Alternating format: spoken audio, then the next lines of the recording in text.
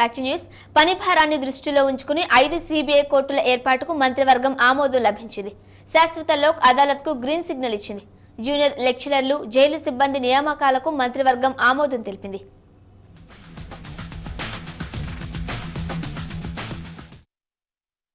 రాష్ట్ర మంత్రివర్గ సమావేశంలో అత్యవసర అంశాలపై నిర్ణయాలు తీసుకున్నారు. చిన్న వివాదాల్ని త్వరితగతిన పరిష్కరించడానికి అన్ని జిల్లాల్లో శాశ్వత లోక్ అదాలతులు ఏర్పాటు చేయాలని గతంలోనే తీసుకున్న నిర్ణయాన్ని కేబినెట్ ఆమోదించింది. విశాఖ, హైదరాబాద్, గుంటూరు, కరీంనగర్, చిత్తూరు, కడపలో శాశ్వత లోక్ అదాలతులు ఏర్పాటయ్యాయి. వీటితో పాటు ఆదిలాబాద్, నిజామాబాద్, వరంగల్, రంగారెడ్డి, అనంతపురం, తూర్పుగోదావరి, కృష్ణా, ప్రకాశం, శ్రీకాకుళం జిల్లాలోనూ శాశ్వత లోక్ అదాలత్ల ఏర్పాటుకు సిబ్బంది నియామకానికి మంత్రివర్గం ఆమోదం లభించింది. ఈ లోక్ అదాలత్లలో ఒక జిల్లా జడ్జితో పాటు 9 మంది సిబ్బందిని నియమించాలనే ప్రతిపాదనకు మంత్రివర్గం ఆమోదం తెలిపింది. చిన్న మొత్తాల పొదుపు సంస్థ సిబ్బందిని మాతృశాఖకు బదిలీ చేయాలనే నిర్ణయం తీసుకుంది. పెరుగుతున్న పని భారాన్ని దృష్టిలో ఉంచుకుని అదనంగా 5 సిబిఐ కోర్టుల ఏర్పాటుకు మంత్రివర్గం ఆమోదం తెలిపింది. పెరుగుతున్నటువంటి పని భారాన్ని దృష్టిలో పెట్టుకొని సిబిఐ కేసుల విచారణ వేగవంతం చేయడానికి అదనంగా 5 కోర్టులు ఏర్పాటు చేయాలని మంత్రివర్గం ఆమోదం తెలిపింది. వరంగల్లోని జైళ్ల డిప్యూటీ ఇన్స్పెక్టర్ జనరల్ కార్యాలయంలో 46 అదనపు పోస్టులు మంజూరు చేస్తూ తీసుకున్న నిర్ణయాన్ని కేబినెట్ ఆమోదించింది. ప్రభుత్వ జూనియర్ కాలేజీల్లో 1 principal, 12 junior lecturers, 19 teaching, 6 non teaching పోస్టులు భర్తీకి మంత్రివర్గ ఆమోదం లభించింది. ప్రభుత్వ జూనియర్ కళాశాలలో 1 ప్రిన్సిపల్, 12 మంది జూనియర్ లెక్చరర్స్ తో పాటు 19 మంది టీచింగ్, 6 నాన్ టీచింగ్ పోస్టుల భర్తీకి మంత్రివర్గం ఆమోదం తెలిపింది. అదనపు పోస్టుల భర్తీలో వివిధ హోదాల సిబ్బందిని నియమిస్తారని రాష్ట్ర మంత్రి డికే అరుణ వివరించారు.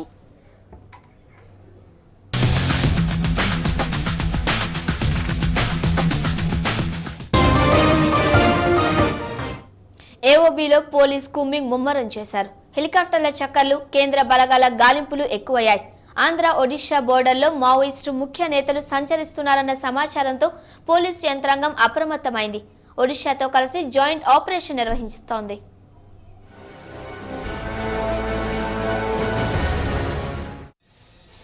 ఆంధ్ర, ఒడిశా సరిహద్దు అటవీ ప్రాంతాన్ని పోలీసులు జల్లెడ పడుతున్నారు. ఒడిశా పోలీసులతో కలిసి ఏపీ పోలీసులు జాయింట్ ఆపరేషన్లో భాగంగా హెలికాప్టర్లు కూడా వినియోగిస్తున్నారు. మావోయిస్టు ముఖ్య నేతలంతా ఏఓబీలో ఉన్నారని సెంట్రల్ ఇంటెలిజెన్స్ ఇచ్చిన సమాచారంతో పోలీసులు విస్తృతంగా గాలింపు చేపట్టారు.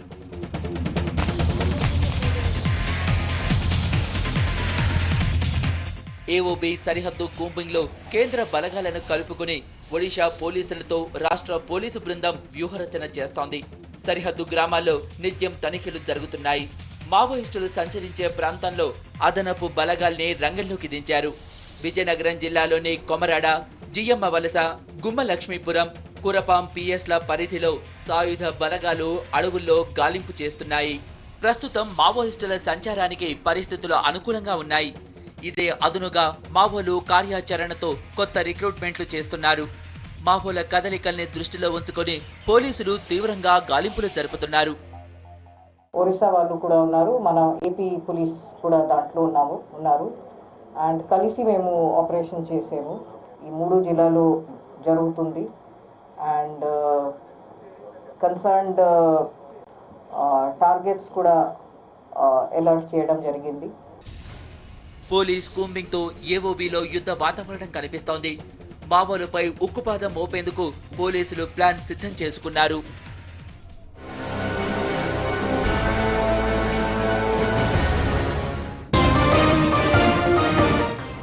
పాలు తాగుతున్నారా? అయితే ఒక నిమిషం ఆలోచించండి. దూడలేని గేదె లేక ఆవు పాలైతే మరొకసారి ఆలోచించండి. ఎందుకంటే ఆ పాలల్లో ఆక్సిటోసిన్ అనే హార్మోన్ కలిసే ప్రమాదం ఉంది. అదే జరిగితే మీ ఆరోగ్యానికి ముప్పే. గుంటూరు జిల్లాలో విచ్చలవిడిగా ఉపయోగిస్తున్న ఆక్సిటోసిన్ ఇంజెక్షన్లపై ప్రత్యేక కథనం.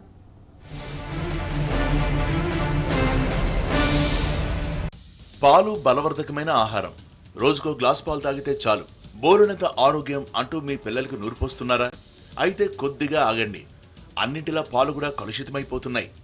ఆక్సిటోసిన్ అనే హార్మోన్ అధిక పరిమాణంలో పాలలో చేరుతోంది. దూడలు లేని పశువులు త్వరగా పాలిచ్చేందుకు రైతులు వాడుతున్న ఆక్సిటోసిన్ ఇంజెక్షన్లే ఇందుకు కారణం.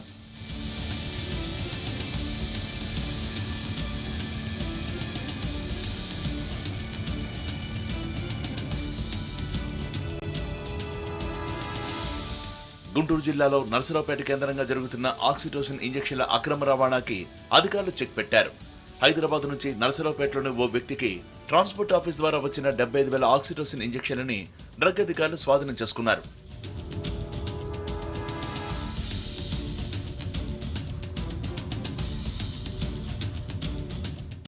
బీహార్లోని గయ నుంచి హైదరాబాద్కి, అక్కడి నుంచి నర్సరావుపేటకి ఈ ఇంజెక్షన్లు వచ్చి ఉంటాయని అధికారులు భావిస్తున్నారు.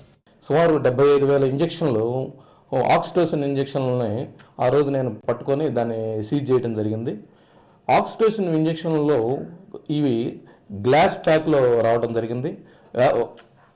యాక్ట్లో ఓన్లీ బ్లిస్టర్ ప్యాకింగ్ మాత్రమే అనుమతి ఉంది. చనిపోయిన పశువుల పిట్యూటరీ గ్రంథి నుంచి ఆక్సిటోసిన్ ఇంజెక్షన్లు తయారవుతాయి. దీంతో పశువులకి ఈ ఇంజెక్షన్లు ఇవ్వడాన్ని ప్రభుత్వం కూడా నిషేధించింది. అయినా పశువులు పాలు త్వరగా చేపేందుకు చాలా మంది రైతులు ఈ ఇంజెక్షన్లు వాడుతున్నారు.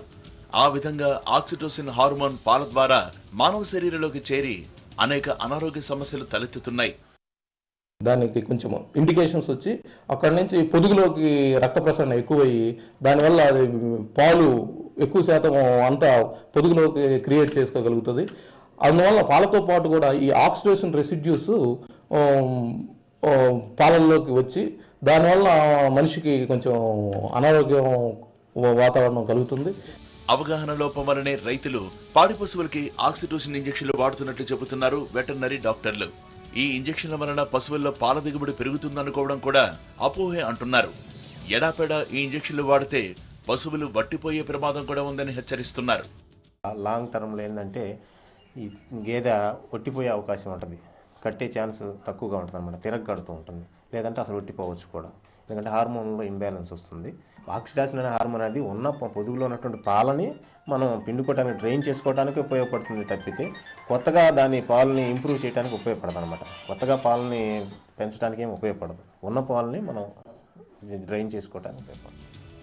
భారీ ఎత్తున ఆక్సిటోసిన్ ఇంజెక్షన్లు పట్టుబడ్డంతో గుంటూరు జిల్లా పశు వైద్య శాఖ ఒక్కసారిగా ఉలిక్కి పడింది.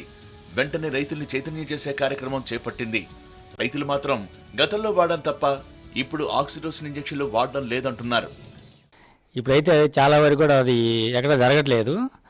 అది తప్పనిసరి అది డాక్టర్ గారి సలహా మేర ఏదైనా దూడలు చనిపోయినప్పుడు తప్పనిసరిగా గేదెల పాలు ఉంటే అనారోగ్యం తేడా పడుతున్న ఉద్దేశంతో డాక్టర్ సలహా మేరకు ఎప్పుడైనా అవసరమైనప్పుడు రైతు వాడుతున్నారు. కానీ పాలలో కల్తీ కోసమనో పాల దిగుబడి కోసమనో ఇట్లాంటి షేప్ ఇంజెక్షన్ వాడటం అనేది దాదాపుగా ఈ మధ్యకాలంలో లేదు.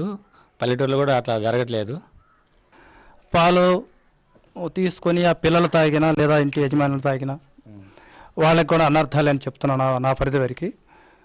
అట్లాగే వైద్యపరంగా వచ్చేవరకు ఏదైనా మాయమైన పరిస్థితుల్లో, పొదుగు పరిస్థితుల్లో లేదా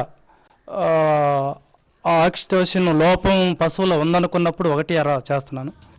ప్రజలు మాత్రం జిల్లా అధికార యంత్రాంగం ఆక్సిటోసిన్ ఇంజెక్షన్లు పట్టుకునేందుకు మరింత ఉధృతంగా దాడులు చేయాలని కోరుతున్నారు.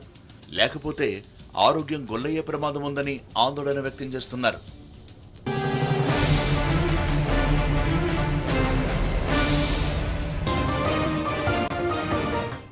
కొన్ని మందుల కంపెనీలు మాఫియాను తలపిస్తున్నాయి.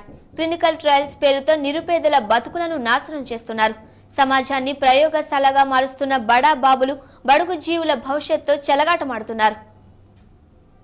క్లినికల్ ట్రయల్ నిరుపేదల బతుకుల్లో విషం చిమ్ముతోంది.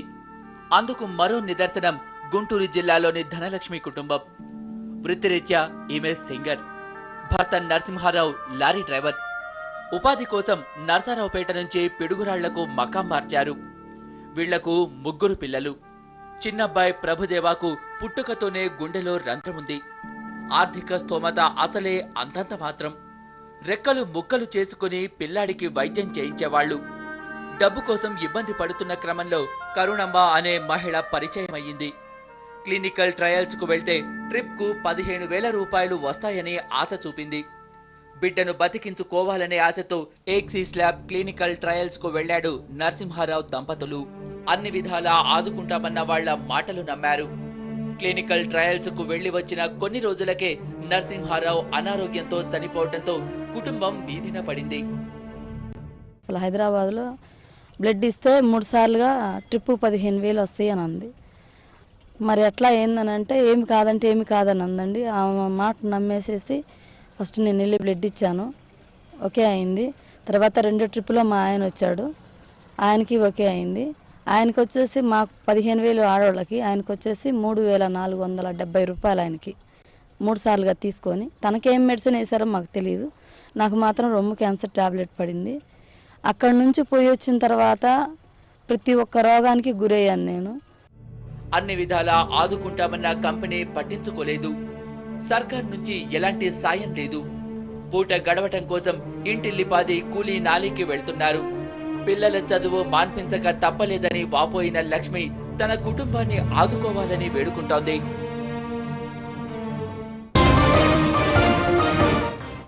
ఇవి 130 న్యూస్ బులెటిన్ విశేషాలు. నెక్స్ట్ 8:30 న్యూస్ బులెటిన్లో మళ్ళీ కలుద్దాం. చూస్తూనే ఉండండి TV1.